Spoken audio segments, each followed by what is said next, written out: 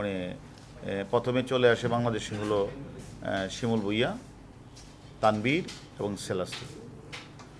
সিয়াম সেখানে হত্যাকাণ্ডের কাজটি করে সে চলে যায় নেপাল। আর পরবর্তীতে 19 তারিখের দিকে আজকে যে দুইজনকে গ্রেপ্তার করলাম, ফয়সাল শাহজি এবং মুস্তাফিজ, এরা 19 তারিখ বাংলাদেশে আসে। বাংলাদেশে এসেই তারা যখনই শিমুল ভুঁইয়া, তাদের যে মূল কিলিং মিশনের যে মূল ঘাতক শিমুল ভুঁইয়া যখন অ্যারেস্ট হন এবং তানবীর একের পর তারপরে শিলাস্তি, তখনই এই দুইজন ঢাকা ছেড়ে চলে যায়। এবং তারা ঢাকা ছেড়ে চলে কোথায় যায়, কোনো সময় আমরা খবর পেয়েছি তারা সুন্দরবনের জঙ্গলে আছে, কোনো সময় আমরা খবর পেয়েছি তারা পাহাড়ের মধ্যে আছে, সিলেটে আছে, চিটাগাং আছে।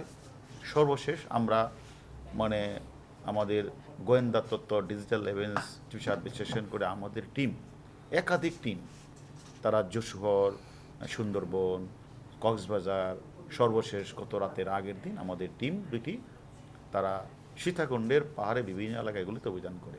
কিন্তু এত গহীন অরণ্য, সেখানে ওঠা মানে 5 থেকে 6 ঘন্টা উঠতেই লাগে। এবং সেখানে এই পাহাড়, বিভিন্ন পাহাড় আসলে তখন আমরা সেখানে আমরা বিভিন্ন জায়গাগুলি এলাকায় রাখি। তারপরে আমরা হেলিকপ্টার যুগে আমরা আজকে সাঁড়াশি অভিযান করি।